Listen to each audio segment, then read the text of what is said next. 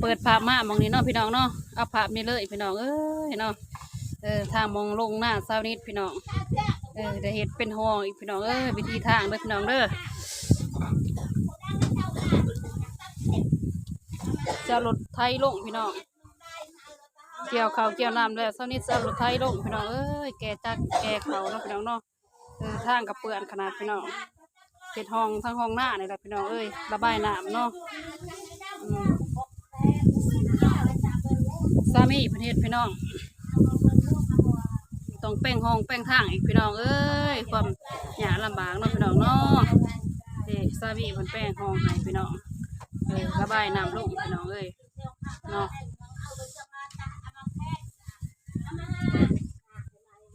สุดให้หน้านี่เด้อได้พี่น้องถ้าบอกก็เอารถลงหน้าบ่ได้เนาะพี่น้องเนาะยำปั่นเขาปั่นน้ำกันยากได้พี่น้องต้องได้เฮ็ดห้องก่อนพี่น้องรีบเบิดตัวให้หน้าหนึ่งพี่น้อง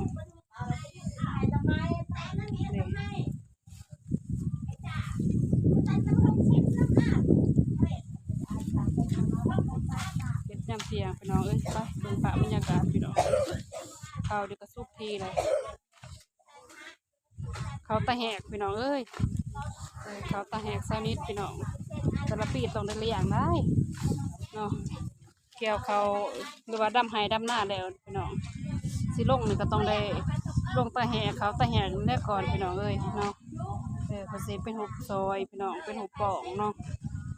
เป็นหุบปองแล้วก็เป็นสิทักหุบป้าน้ำพี่น้องเนาะ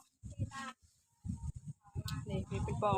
ขึ้นพี่น้องแล้วก็เป็นคันแหวน้ำได้นี่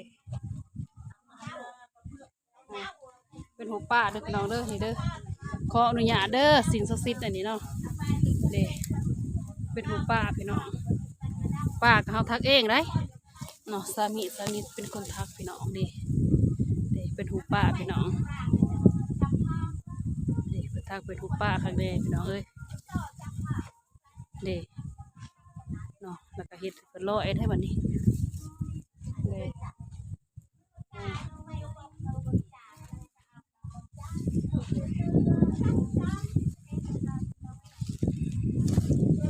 อันนี้ก็เป็นห้องน้ำพี่น้องห้องน้ำสานิดเนาะห้องน้ำแบบห้องอีหยังว่าน้องนั่นแหละพี่น้องเนาะเป็นน้องที่ว่าสนิทแซ่ขับปูพี่น้องแต่ละปีสนิทต่อใดลงห้องมือเนาะพี่น้องเนาะนี่ปักลักพี่น้องปักลักหมายขับปูงัว